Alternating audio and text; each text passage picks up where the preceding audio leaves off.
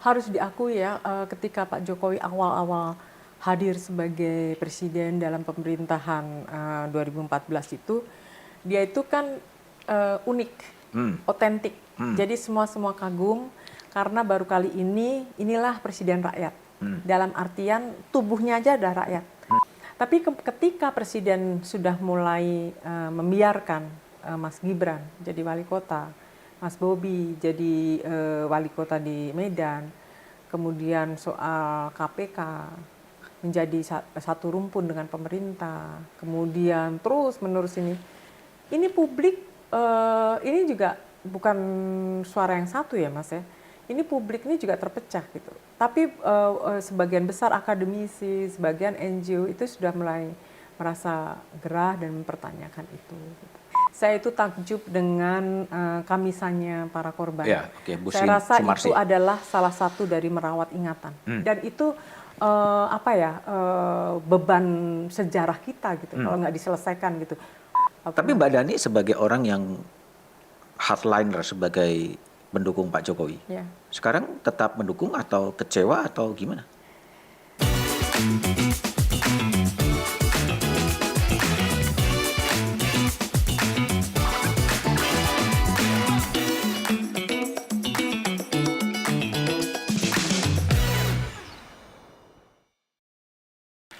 Oke, teman Budiman, jumpa lagi di Back to BDM.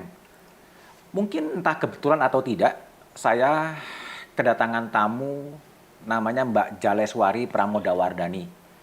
Kebetulan sama-sama berbaju hitam-hitam semua. Mbak Dhani, kenapa pakai baju hitam? Ya kayaknya kita chemistry-nya sama. Soal demokrasi. Lagi mundur, Mas. Lagi mundur ya? Ini betulan ya, saya kaget juga ketika Mbak Dhani turun di rumah saya sama-sama mengenakan busana yang hitam-hitam. Kalau saya memang dari dulu sejak saya pensiun pakai baju hitam-hitam gitu kan. Itu yang kemudian terjadi. Tamu saya kali ini adalah Jaleswari Pramodawardhani, ya, mantan Deputi 5 Kantor Staf Presiden.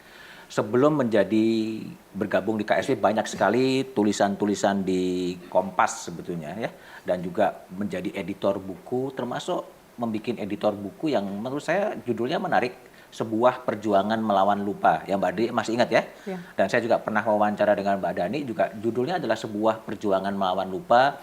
Itu ketika memperingati 100 hari meninggalnya aktivis hak asasi manusia Munir. Sekarang saya akan ngobrol dengan Mbak Dhani dengan isu-isu kontemporer, isu soal demokrasi, isu soal hak asasi manusia, dan juga isu soal rancangan undang-undang TNI yang mungkin akan ramai dipercakapkan. Dan saya juga ingin menggali mimpi dari Jaleswari Pramodawardhani soal bagaimana wajah Indonesia di usia 100 tahun. Mbak Dhani, saya ingin tanya dulu.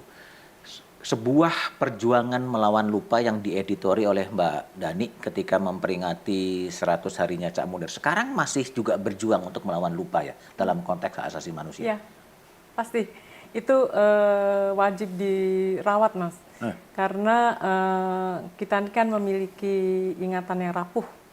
Jadi ingatan kolektif kita itu sangat pendek jangkauannya. Jadi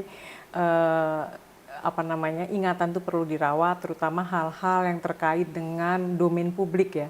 Ya, di mana itu kita bicara soal bagaimana menegakkan prinsip kemanusiaan kalau kita mau bicara lebih ideologis lagi gitu. Nah, dulu ketika saya mengusulkan judul itu, Munir Sebuah Kitab Melawan Lupa, itu saya melihat Munir itu sebagai simbol gitu ya. Simbol bahwa kita diingatkan bahwa kekerasan itu masih ada. Walaupun kita sudah masuk dalam era reformasi, era demokrasi gitu. Karenanya tugas selalu mengingatkan, selalu kita tidak lupa untuk hal-hal yang terkait dengan kepentingan publik itu penting untuk disuarakan. Oke. Mbak Dhani ini menjadi seseorang yang mendukung dan menyokong Presiden Jokowi di tahun 2014 sampai 2019 sampai akhir 2023 lah, kemudian mundur dari KSP. 10 tahun dari Presiden Jokowi, salah satu nawacitanya adalah menyelesaikan kasus pelanggaran HAM masa lalu ya secara berkeadilan. Itu apa kendalanya? Kok kelihatannya juga baru sampai penyelesaian non yudisial ya? Iya, itu kasusnya sangat kompleks, Mas. Karena pertama dari list yang kurang lebih 12-13 itu kan sequence waktunya beda-beda. Misalkan kita di sana ada 65 gitu. Nah, kita tahu untuk bicara soal pengajuan bukti segala macam saksi itu kan juga orang yang sudah sepuh-sepuh dan bukan hanya di satu wilayah tetapi banyak wilayah gitu. Belum lagi juga resistensi dari beberapa kelompok tertentu. Itu juga yang menyulitkan gitu. Belum lagi perdebatan antara Komnas HAM dengan kejaksaan. Itu juga sebetulnya dalam periode 1 maupun periode 2 itu semua sudah dicoba. Periode 1 itu lebih heavy-nya itu lebih penyelesaian HAM secara yudisial. Tapi itu pun juga tidak berhasil. Akhirnya faktanya korban itu ada. Korban itu ada dan korban itu tidak bisa menunggu sampai adanya keputusan final tentang itu tadi melalui proses pengadilan. Akhirnya kita juga harus memenuhi hak-hak ekosopnya ini para korban ini. Akhirnya kemudian kan di Menko Polhukam dibentuk satu semacam satgas gitu ya, yang itu dipenuhi oleh orang-orang dari akademisi, praktisi, masyarakat sipil, kementerian lembaga, dan itu ini kita bersama-sama membuat merancang untuk bagaimana sih negara bertanggung jawab dan memberikan hak-hak melalui mekanisme non yudisial ini kepada para korban. Itu aja tidak mudah, Mas. Itu aja tidak mudah dan para korban juga tidak satu suara gitu untuk menerima bantuan ini, dan itu biasa dalam demokrasi. Hal-hal itu biasa. Tapi untuk korban yang mau menerima itu kita berikan ruang untuk ini. Nah, dalam itu kalau nggak salah itu berakhir Desember 2023. Nah, saya tidak tahu setelah saya mundur Februari itu apakah ada kelanjutannya lagi. Tapi seharusnya menurut saya mekanisme non yudisial ini penting untuk korban yang banyak sekali, dan itu adalah ini adalah betul-betul bentuk tanggung jawab negara gitu. Itu bukan ini adalah bentuk pertanggungjawaban negara terhadap para korban ini. Jadi yudisial juga kemudian belum berhasil. Belum berhasil. Yang pendekatan non yudisial coba ditempuh tetapi juga tidak mudah. Tidak mudah. Artinya kira-kira kalau dalam bayangan Mbak Dani, nawacita yang dirumuskan oleh Pak Jokowi itu memang will-nya ada, atau memang problematika yang tidak bisa atau memang ada resistensi? Di tingkat atas will itu ada, setidaknya itu tercermin dari Kepres, Perpres yang terbitkan Pak Jokowi, terus kemudian Menko Polhukam juga mengeksekusi. Tetapi itu tadi ada juga kerumitan kerumitan dalam mengeksekusi program atau kebijakan yang sudah diputuskan itu di tingkat kementerian lembaga.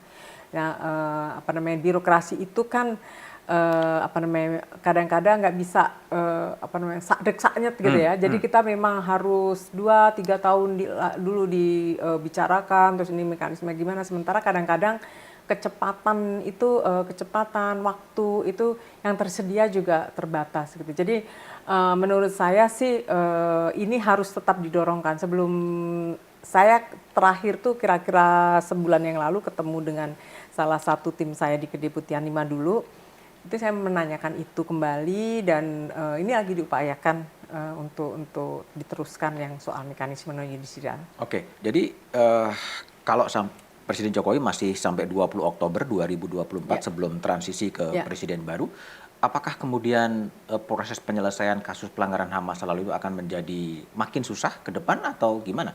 Kalau pikiran dari Mbak Dani sebenarnya?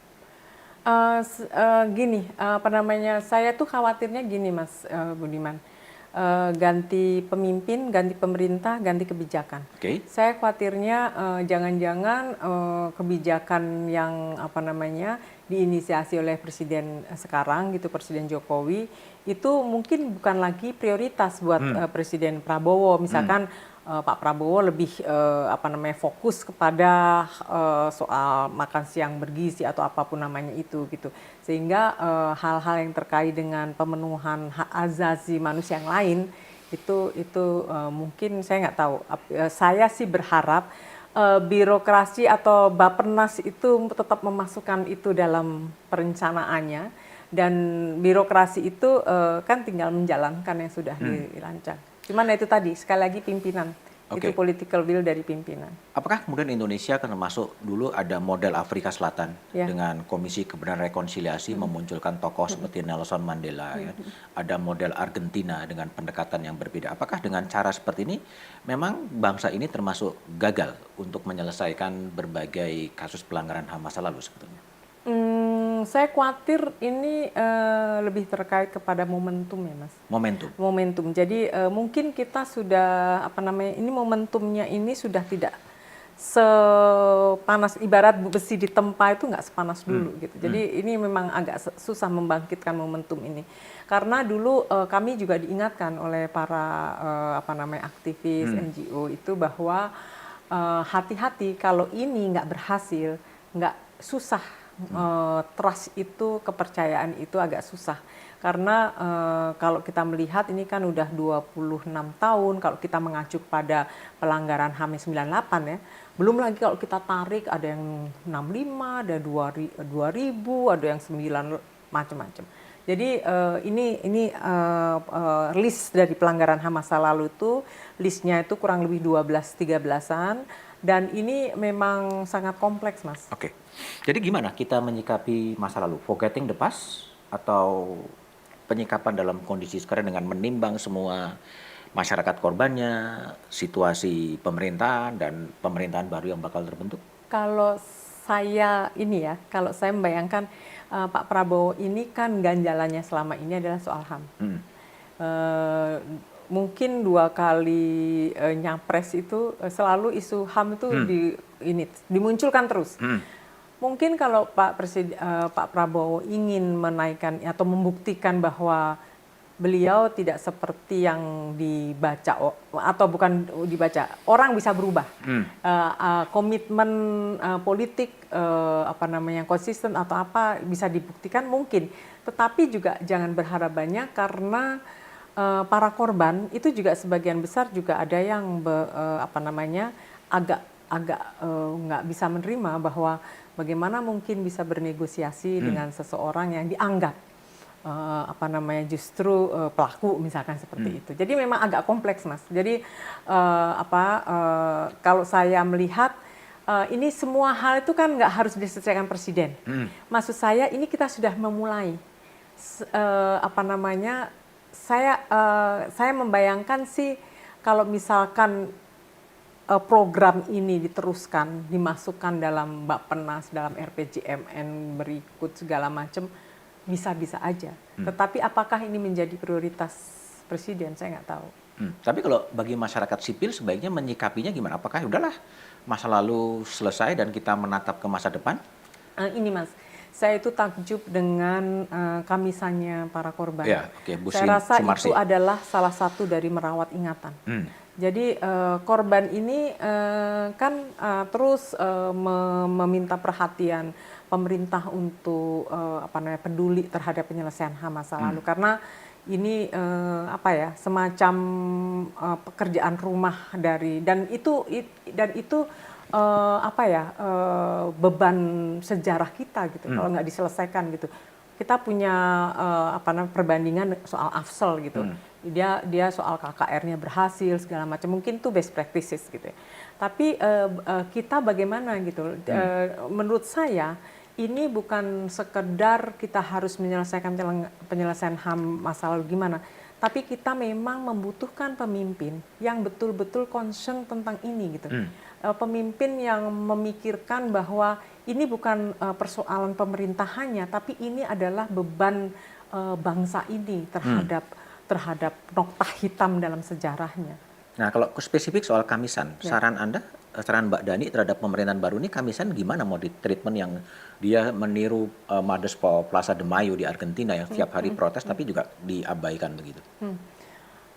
Eh, Begini Mas, ketika Presiden mengundang kawan-kawan Kamisan itu pernah dilakukan, itu pernah. Nggak semua mau datang, Oke. nggak semua mau datang dan tetapi itu tetap berjalan. Pak Jokowi nanya apa yang diinginkan, segala macam. Terus kemudian itu mungkin dari percakapan-percakapan itu yang diinisiasi istana itu akhirnya terbit perpres dan kepres itu yang penyelesaian mekanisme non yudisial dulu. Tetapi itu tidak mengabaikan atau menafikan tentang mekanisme yudisial. Walaupun kalau melihat ini teman-teman masyarakat sipil pasti tahu ini nggak terjadi, dalam artian kok tidak ada peta untuk menyelesaikan ini gitu, nggak terlihat kebijakan konkretnya bagaimana ini akan diselesaikan dalam waktu dekat seperti itu. Jadi kalau menurut saya saya kira masyarakat sipil, saya agak susah bicara masyarakat sipil ini karena gini, ini kan bukan sebuah entitas yang homogen. Bisa jadi kelompok masyarakat sipil satunya merasa bahwa ini adalah penting untuk tetap disuarakan. Tapi ada juga yang bilang mungkin ini bukan prioritas, ada lagi prioritas HAM yang lain dan lain-lain. Jadi memang kalau menurut saya untuk agar ini menjadi sesuatu yang mendapat perhatian pemerintah dan kemudian dibicarakan lagi, kita harus solid dulu sesama masyarakat sipil, memandang bahwa ini bukan persoalan kelompok ini aja, bukan punya kelompok ini aja, tapi ownership ini terbangun karena ini persoalan bangsa, udah itu aja. Dan ada fragmentasi di masyarakat sipil ya.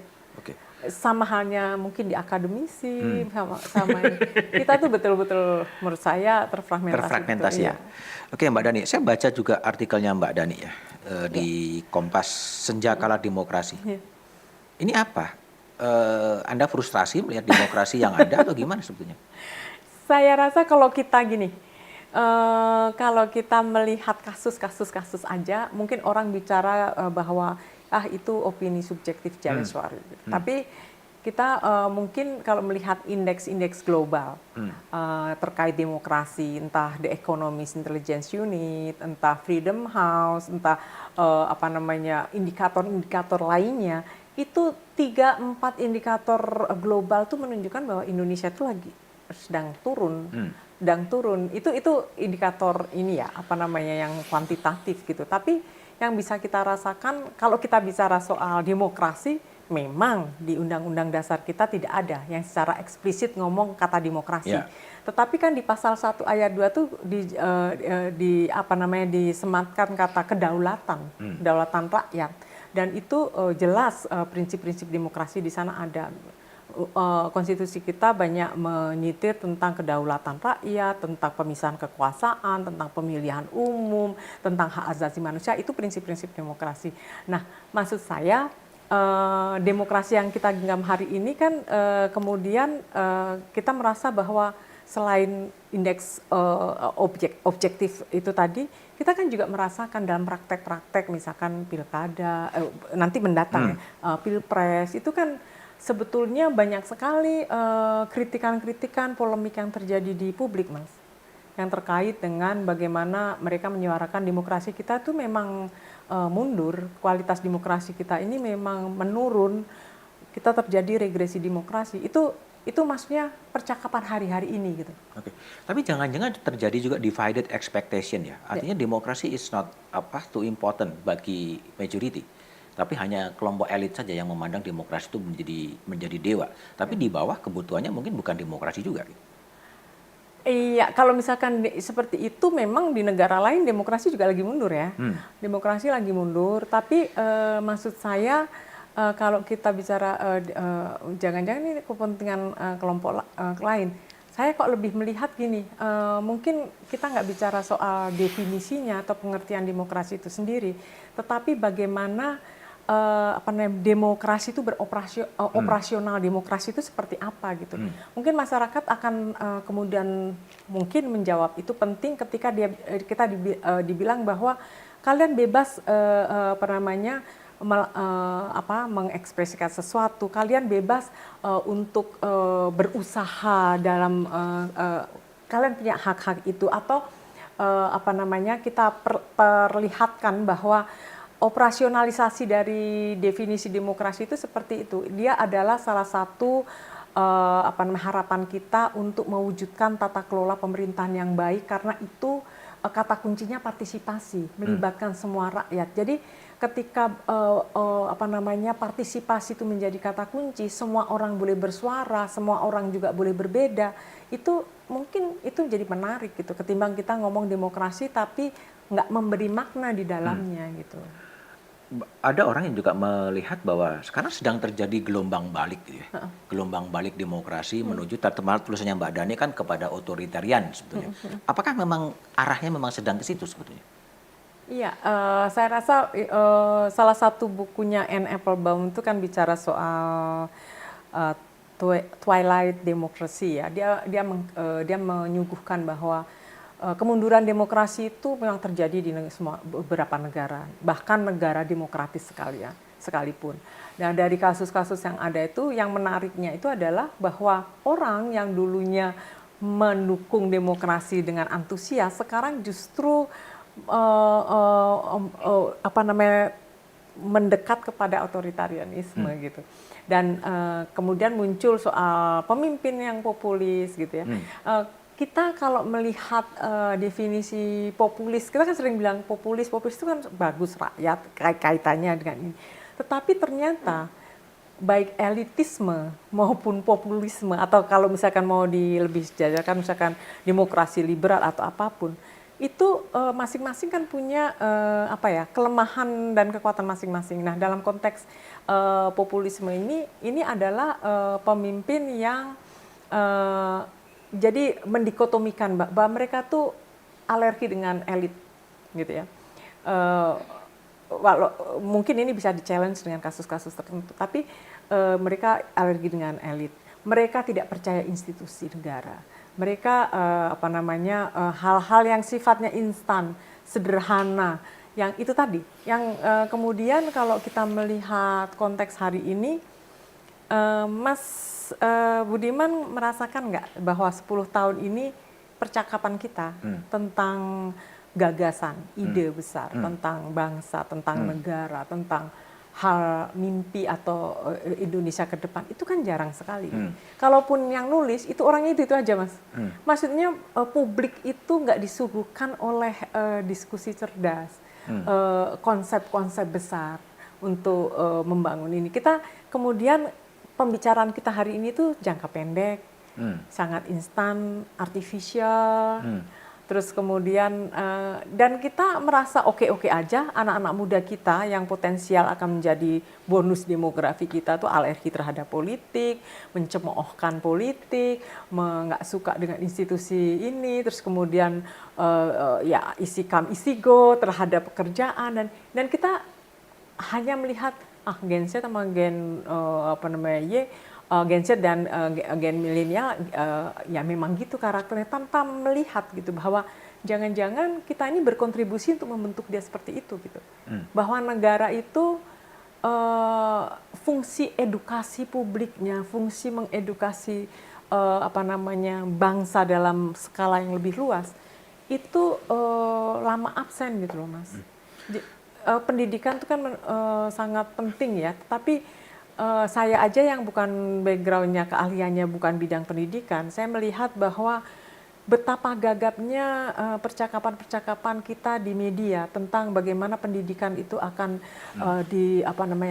lebih ditingkatkan, lebih membuat nilai-nilai kemanusiaan pada anak didik itu ada, terus kemudian bagaimana menciptakan kreativitas, inovasi pada Indonesia yang lebih baik gitu-gitu, kok nggak ada gitu loh, Mas. Selain bongkar pasang kebijakan, dan itu mending bongkar pasang aja, tapi itu juga menimbulkan kemarahan gitu-gitu. Jadi khawatirnya, dan mungkin sudah terjadi skeptisisme, apatisme itu udah mulai terjadi gitu, distrust gitu. Distrust. Mbak Dhani, 2014 ya. Itu kan waktu debat calon presiden. Ya. Calon presiden Jokowi pada waktu itu mendefinisikan demokrasi yang memicu kekaguman. Karena Pak Jokowi pada waktu itu menyebutkan demokrasi adalah mendengarkan suara rakyat dan melaksanakan kehendak rakyat. Apakah selama sejak 2014 sampai ke 2024 komitmen dan keyakinan Pak Jokowi sebagai terhadap demokrasi itu masih tetap seperti itu? Saya harus katakan iya. Karena harus diakui ya, ketika Pak Jokowi awal-awal hadir sebagai presiden dalam pemerintahan 2014 itu, dia itu kan unik, otentik. Jadi semua kagum karena baru kali inilah presiden rakyat. Dalam artian tubuhnya aja ada rakyat. Jadi kemudian yang mungkin tidak dilakukan atau jarang dilakukan oleh presiden yang lain adalah yaitu tadi mendengarkan itu. Kita sudah tahu beberapa kali gitu ya, berulang-ulang kali disampaikan bahwa bagaimana dia untuk memindahkan pedagang kaki lima aja membutuhkan 49 kali atau 50-an kali, dan itu dia dengerin aja. Kadang-kadang nggak ngomongin akan dipindahkan tapi ngajak makan aja gitu. Nah, ketelatenan seperti itu kan dalam satu sisi bagus ya. Maksudnya itu harus dibaca sebagai mendengarkan. Tetapi mendengarkan buat saya nggak cukup gitu. Dia juga harus mengimplementasikannya. Hal-hal harapan-harapan itu, karena kalau enggak distrust itu ada gitu. Nah, kekuatan Pak Jokowi untuk mendengarkan itu, untuk belusukan itu satu hal yang baik gitu. Tapi keinginan Pak Jokowi untuk kerja cepat itu juga di satu sisi untuk situasi kedaruratan oke. Tapi ketika kita dihadapkan oleh situasi normal, ini bisa jadi problem. Karena kecepatan itu kalau kita tidak berhati-hati itu kan jangan-jangan tidak didukung oleh konsep yang dalam. Kajian-kajian risikonya segala macam. Jadi saya merasa bahwa kecepatan itu tidak selalu tepat juga kalau dalam situasi tertentu gitu. Harus diakui ketika COVID itu mungkin memang Pak Jokowi itu tepat hadir saat yang tepat, karena saya tidak membayangkan kalau itu adalah dilakukan yang lain gitu. Karena selalu tiap minggu rapat eksekusi. Saya yang dulunya nggak pernah ikut rapat kabinet secara offline, kemudian kami semua menjadi tahu ruang ratas itu, bagaimana Pak Jokowi decisive untuk ini segala macam, itu bahkan marah bahkan ini, dan saya baru tahu Pak Jokowi juga bisa marah itu ya di situ gitu. Itu periode 2014 sampai 2019 menjelang itu. Di periode kedua? Di periode 2 saya rasa mungkin capaian-capaian presiden ya, terutama yang sudah terlihat itu kan pembangunan infrastruktur. Tapi kan kemudian dikritik gitu. Apakah Indonesia butuh pembangunan infrastruktur aja, sumber daya manusianya diapakan, terus kemudian ya pembangunan lainnya lah, pendidikan segala macam. Tapi jangan-jangan gini Mas, saya melihat bahwa rakyat ini kan mungkin sudah lama tidak diperlihatkan kepada pemimpin yang dekat sama kita. Pak Jokowi jawaban. Saat itu Pak Jokowi jawaban. Dekat ini kemana-mana, di Papua semua ini datang, lempar ini, lempar itu, memberikan buku ini segala macam. Dia benar-benar presiden rakyat yang seperti ini. Tapi ketika presiden sudah mulai membiarkan Mas Gibran jadi wali kota, Mas Bobi jadi wali kota di Medan, kemudian soal KPK menjadi satu rumpun dengan pemerintah, kemudian terus menerus ini publik, ini juga bukan suara yang satu ya Mas ya. Ini publik ini juga terpecah gitu. Tapi sebagian besar akademisi, sebagian NGO itu sudah mulai merasa gerah dan mempertanyakan itu. Gitu. Dan kita kan sering di ini ya, siapa sih yang pembisiknya Pak Jokowi gitu. Saya mungkin termasuk yang bolak-balik bilang Pak Jokowi itu otonom. Otonom. Otonom. Tidak ada yang membisiki. Pasti. Karena pintunya Bapak itu banyak. Jadi kita jangan GR bahwa kita satu-satunya yang didengarkan. Bapak itu tadi kata kunci yang tadi demokrasi mendengarkan itu betul-betul dipraktekkan. Jadi mendengarkan. Dari mendengarkan itu kan pasti ada juga kan ada satu yang lebih dekat. Misalkan ada skala 1 sampai 10, oh lebih dekat dengan si A, spektrum 9, ini 7 aja ini. Tapi banyak semua didengarkan gitu. Nah, Pak Jokowi juga pembelajar yang cepat sehingga menyerap itu semua gitu. Bagaimana kemudian itu dijadikan modal politik Bapak untuk ya itu tadi lebih langsung megang kendali efektif terhadap banyak hal. Artinya ada momen di mana Pak Jokowi berubah ya sebenarnya? Atau dari dulu begitu sebenarnya? Orang itu terlihat karakter atau watak aslinya ketika dia dihadapkan benturan yang sangat besar atau diperlihatkan oleh ujian yang membuat watak atau karakter aslinya muncul kan Mas. Mungkin ketika periode 1 watak yang muncul adalah bagaimana pada satu titik itu presiden bisa jadi berpikir bahwa ternyata saya tidak akan bisa mengeksekusi program atau kebijakan saya kalau banyak yang demo. Entah itu kelompok kanan atau apalah namanya yang sering diberitakan media, tapi demo itu dipandang sebagai ini nanti akan menghambat karena kecepatan untuk mengeksekusi program kebijakannya terhambat atau apa. Nah, kemudian lambat laun kan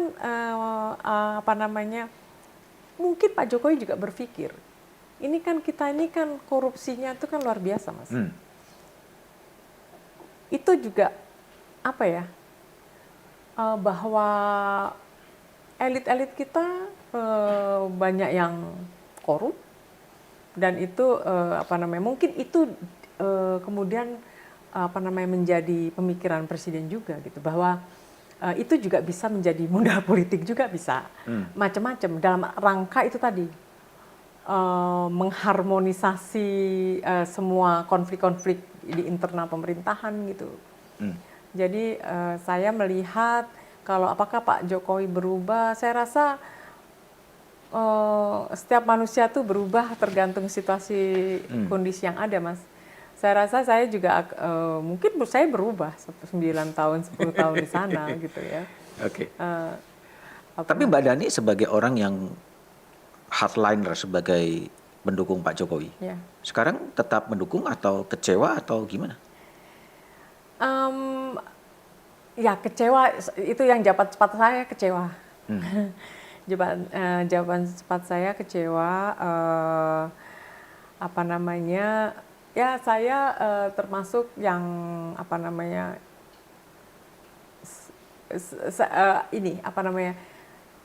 Pak Jokowi itu dilindungi undang-undang presiden kita. Jadi sampai 20 Oktober 2024 ya kita nggak saya sih inginnya dia lengser secara konstitusional. Saya maunya seperti itu. Tetapi catatan-catatan kritis terhadap perubahan-perubahan yang terjadi sejak periode 2 ini juga tidak bisa dilewatkan gitu aja gitu. Jadi maksud saya terus terang dari saya yang sudah hampir 10 tahun di dalam ini, ketika saya mundur itu sebetulnya selain persoalan aturan, tapi saya juga nggak mau jadi beban politiknya presiden gitu. Karena pilihan politik saya juga gitu ya. Jadi dan saya juga 9 tahun buat saya itu udah cukup. Saya ingin ini Mas, saya ingin menguji saya sendiri juga gitu. Kan sebetulnya kata orang kekuasaan itu candu. Kekuasaan itu candu. Nah, saya itu ingat sahabat saya almarhum Cornelis Lee. Dia itu bilang harusnya intelektual itu ada jalan ketiga. kalau jalan satu kedua itu kan seakan-akan hitam putih gitu ya. Jadi seakan-akan kalau intelektual masuk kekuasaan, masuk pemerintahan, itu langsung dia menjadi going native terhadap jadi penguasa yang nggak ini.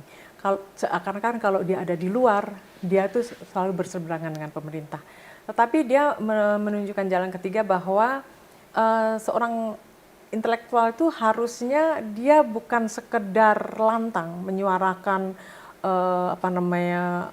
menolak, menentang pemerintah, tetapi dia masuk bersahabat di dalamnya, tapi tidak kehilangan kewarasan tentang nilai-nilai kemanusiaannya dan kebebasan berpikir serta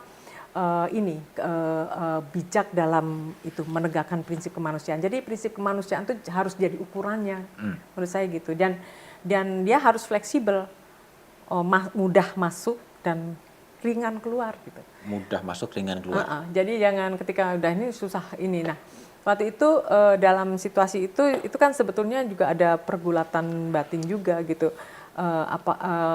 Bisa jadi untuk sebagian orang ini dianggap tidak problematis, tapi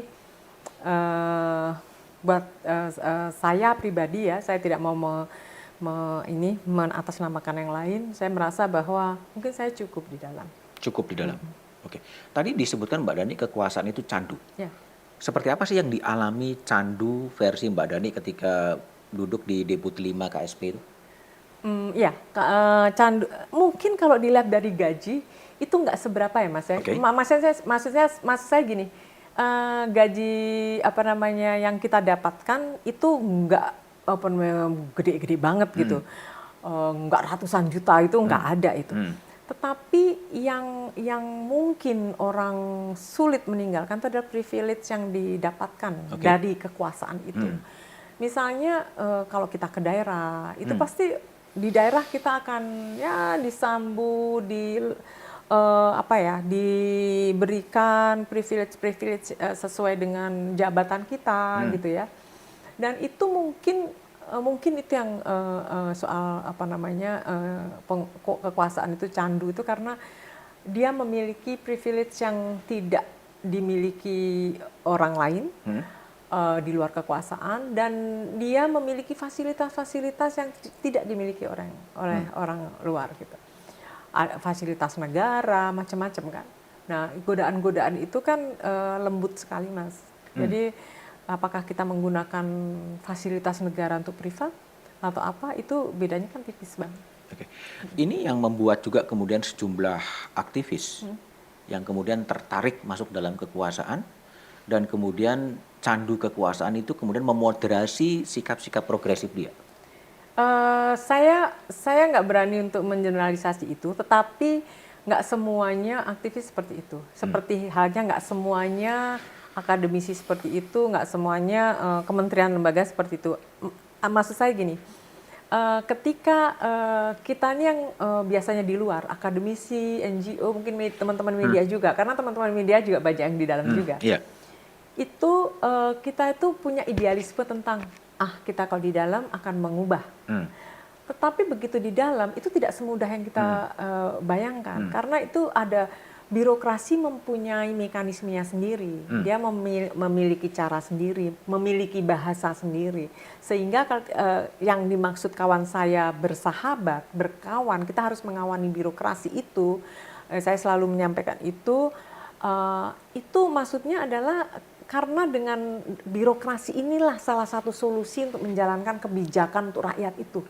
Kita nggak bisa. Jadi kalau dulu para akademisi, peneliti seperti saya, segala macam ketika di luar, itu kan selalu kalau lantang menyampaikan ke pemerintah, ini harus gini, harus ini.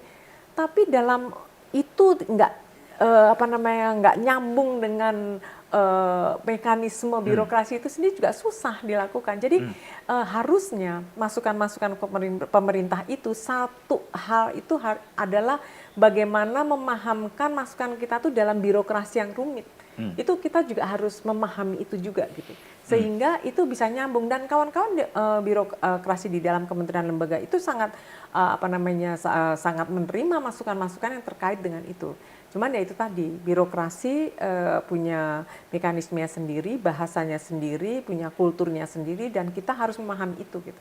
Ini yang agak absen dari para akademisi dan peneliti yang melihat ini. Kerja teknokrasinya kita suka abai karena kita apaan sih ini? Padahal justru itu tempat untuk mengimplementasi tata kelola yang kita anggap baik itu. Jadi pemerintah atau leader itu bisa gonta-ganti, bisa datang dan Ya, pergi, ya. tapi birokrasi stay Ya, terus. Ya, ya. Dan inilah yang kemudian orang lupa dengan birokrasi yang memang dari dulu sampai sekarang ya begitu terus ya sebenarnya. Ya, ya.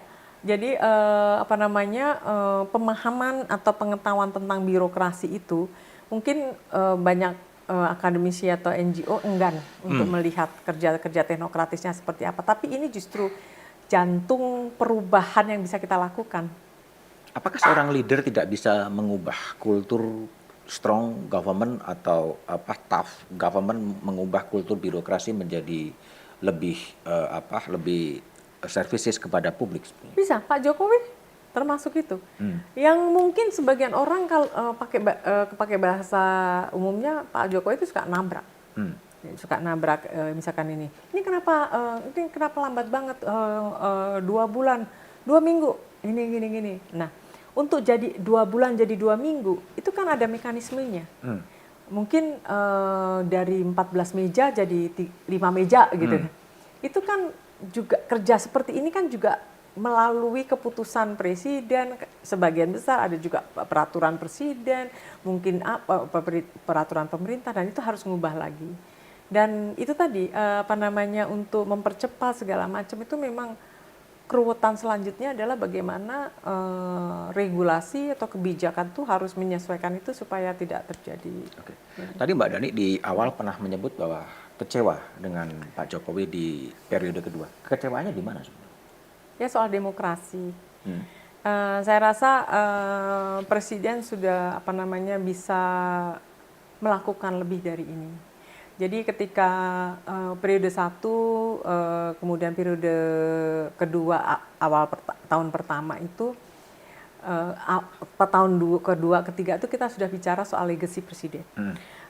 Apa ya kira-kira 10 tahun? Oh banyak kita melakukan ini ada. Kita gembira bahkan Presiden Jokowi ini apa? Bapak apa gitu ya? Kalau misalkan Bung Karno itu bapak proklamator kita, terus kemudian Pak Harto bapak pengganggu, Pak Jokowi ini apa gitu?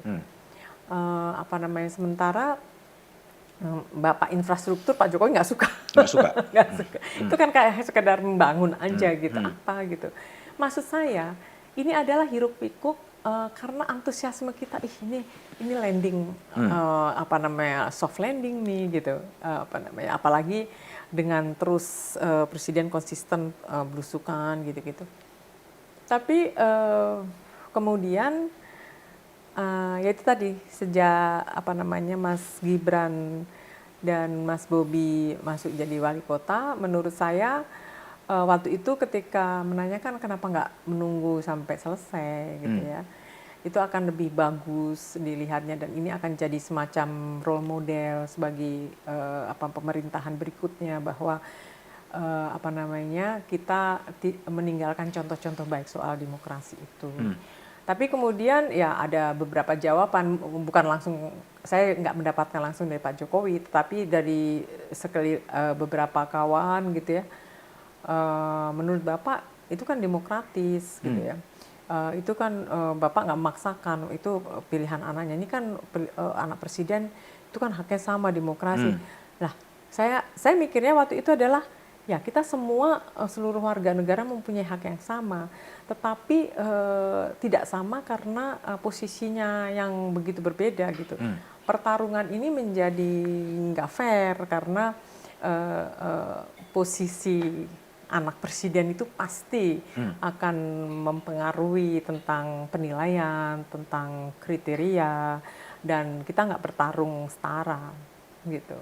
Tapi mungkin jangan-jangan Pak Jokowi juga belajar dari Pak SBY gitu ya. Yeah. Pak SBY kan kemudian ketika AHY kemudian ingin maju sebagai gubernur Jakarta kan terjadi setelah Pak SBY tidak lagi jadi presiden. Yeah. Dan kemudian Mas AHY kemudian kalah gitu loh.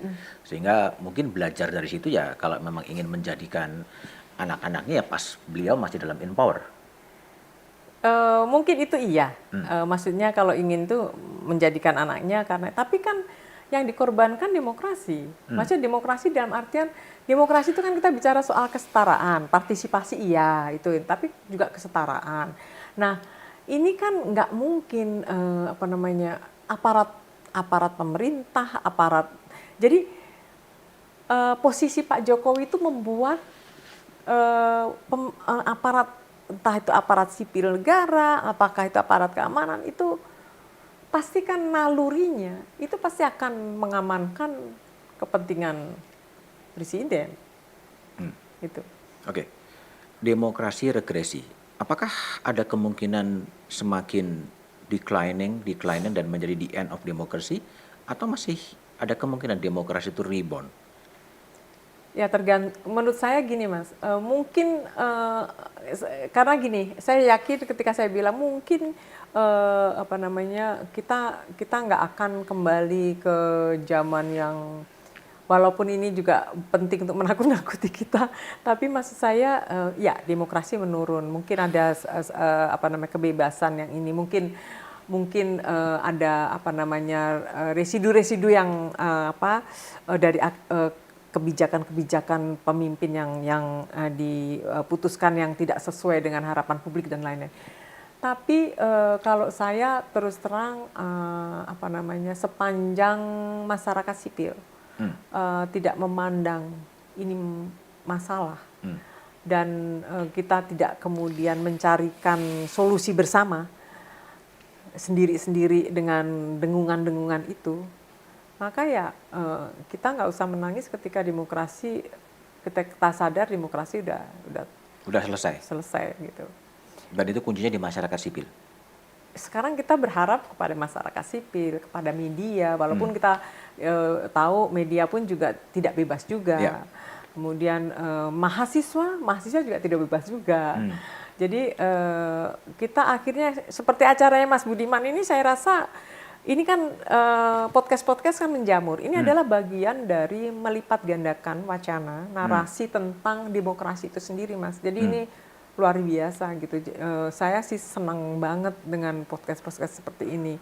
Apalagi kalau tukar gagasan, ide di apa namanya forum umum, mungkin tidak sebebas dengan misalkan kita di sini. Saya ini terus terang aja tanpa saya sadari itu betapa pertanyaan-pertanyaan Mas Budiman itu memprovokasi saya. Kalau tadi berharap pada masyarakat sipil, ada apa dengan partai politik sebetulnya? Itu partai politik itu saya merasa gini ya Mas ya. Saya melihat Senayan sekarang itu seragam, Mas. Seragam. Oke. Nggak ada perdebatan tentang bagaimana memperjuangkan nasib rakyat. Sekarang RUU PPRT aja. RUU PPRT itu sudah 20-an tahun. Pembantu rumah tangga ya? Iya. Oke. Pekerja rumah tangga. Pekerja rumah tangga, maaf. Okay. Itu 20 tahunan. Itu nggak ada. Ini kan apa namanya? Ini kan nggak apa namanya? Itu kalau kita bicara tentang kelompok marginal, ini bagian dari kelompok marginal sendiri. Bayangin, ini adalah jenis pekerja domestik yang tidak diakui pekerjaannya, karena dia dianggap pekerjaan non formal, informal.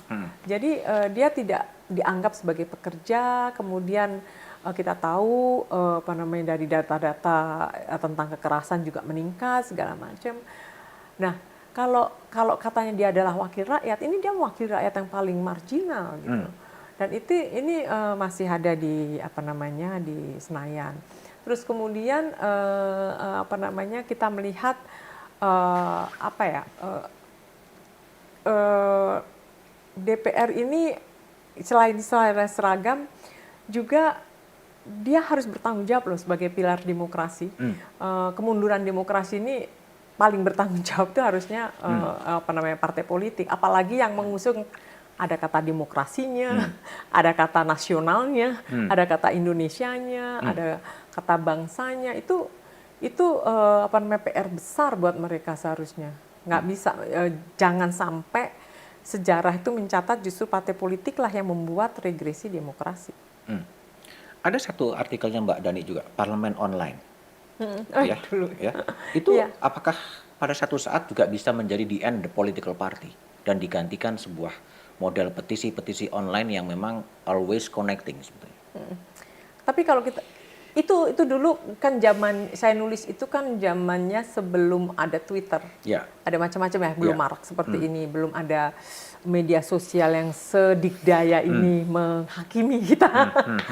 Tapi saya rasa itu adalah maksudnya tuh dulu itu bentuk alternatif bahwa percakapan di dunia maya bukan di darat, tapi percakapan di ini juga efektif dalam artian makanya sekarang ada media online segala macam, tetapi isinya, jadi isinya dan pemaknaan terhadap demokrasi itu sendiri, cara pandang terhadap demokrasi itu seperti apa gitu. Karena gini Mas, saya tuh ngelihat demokrasi, kata demokrasi itu makin lama jadi kita dengernya tuh kayak banal gitu. Banal. Jadi makin biasa dan nggak ada makna gitu. Jadi ngomong demokrasi itu apa sih, kayak kita ngomong reformasi dulu itu. Karena keseringan jadi Inflasi ya. jadi inflasi kata-kata itu, jadi apa namanya, nggak ada maknanya lagi. Mungkin kita perlu juga mengoperasionalkan kata demokrasi itu sehingga dipahami publik yang luas. Kemudian didistribusikan kepada masyarakat yang lebih luas lagi gitu. Oke. Kalau operasionalisasi kerja-kerja politik, kerja partai politik dalam konteks pilkada, tampaknya ada juga orkestrasi agar muncullah satu calon saja dan akan berhadapan dengan kotak kosong. Ini wajah apa? Kejahatan demokrasi? Kalau menurut saya sih munculnya fenomena kotak kosong itu bisa dibaca dua hal. Satu, keengganan orang untuk maju karena mahar politik yang tinggi. Kedua, bisa jadi karena distrust. Kepercayaan masyarakat terhadap pemimpin, kepala daerah atau apapun namanya, ini yang ternyata ada gap antara janji kampanye dengan implementasinya, dan kemudian siapa aja ternyata nggak ada yang beda gitu. Nggak ada yang kampanye-kampanye yang seintens itu ternyata melahirkan pemimpin yang sebetulnya sama aja gitu. Nggak ada yang berbeda dari Lebih mana? Lebih pada political distrust kepada election di regional atau kepada memang uang yang begitu besar yang harus dikorbankan untuk kandidasi? Mungkin kalau menurut saya itu keduanya itu seiring ya Mas ya, karena kenapa mahar politik itu nggak semua orang bisa sekarang itu bisa dengan mudah melenggang di pertandingan pilkada itu. Tapi dan di satu sisi kita juga melihat dengan mahar politik yang tinggi, bagaimana para pemimpin daerah pasti tergopoh-gopoh untuk membuktikan dia itu adalah sesuai dengan janji kampanye. Karena dia asik dengan modal politik harus balik nih, gitu. Mungkin hanya 1-2 orang yang sangat concern dengan urusan rakyatnya mungkin. Pasti selalu ada anomali di situ. Tapi kalau kita lihat gelagat di Jakarta, semuanya akan dikerucutkan pada satu kandidat. Bahkan kandidat potensial pun sejauh mana itu dihalangi agar tidak muncul. Kalau gejalanya begini, bukankah nanti pada satu saat kapital itu akan bisa membeli Indonesia? Memang, dan sudah terjadi. Sudah terjadi. Bagaimana kalau misalkan partai politik itu peduli dengan demokrasi, harusnya praktek-praktek seperti itu dihindari gitu ya. Kita tuh sekarang nggak ngerti itu ideologi partai A dengan partai D itu apa bedanya? Sama, pragmatisme, kepentingan jangka pendek, mahar politik, terus kemudian yang semakin lama semakin nggak terjangkau gitu ya, makin gila-gilaan, dan itu maksudnya tuh saling kayak lingkaran setan gitu loh Mas. Jadi mahar politik yang tinggi itu kan kemudian berakibat terhadap distrust masyarakat karena si pemimpin ini lebih asik untuk mengembalikan modal politiknya ketimbang untuk bekerja untuk rakyatnya gitu. Lalu apa bedanya partai politik dengan perusahaan, pengerah politisi? Ya itu mungkin kemasan yang berbeda. Jadi pimpinan parpol dikelola sebagai perusahaan yang dia menyebarkan politisi-politisi ke DPR, ke DPRD gitu untuk mengembalikan kapital yang dia peroleh. Mas, saya tuh ngelihat ya, dalam melihat terutama demokrasi 10 tahun terakhir ini, itu banyak loh fungsi organisasi, lembaga, institusi yang bermetamorfosis. Misalnya, dulu itu kayaknya antara redaksi, mungkin Mas lebih paham, redaksi surat kabar atau media itu kan terpisah dari komersial, komersial kan. Sekarang itu jadi nyatu kan. Ini gimana menunya apa Pak kayak kasarnya itu praktek-praktek itu kan sebetulnya kita tahu sama tahu gitu. Nah, itu juga terjadi di partai politik dalam bentuk yang tadi Mas sampaikan gitu. Jadi kata demokrasi itu dibajak untuk itu, kita bebas melakukan itu. Jadi kreatif atau inovatif mungkin bisa dibaca oleh pihak yang berbeda bahwa ini bagian dari kreatif memadukan antara tadi itu yang konsep dengan pasar itu menjadi ini atau kemudian menjadikan partai politik menjadi korporasi. Oke.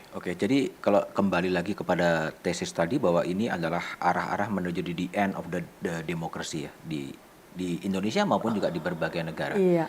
Atau seolah-olah demokratis gitu. Iya. Jadi ya itu tadi membajak demokrasi dengan manipulasi yang seperti itu tadi.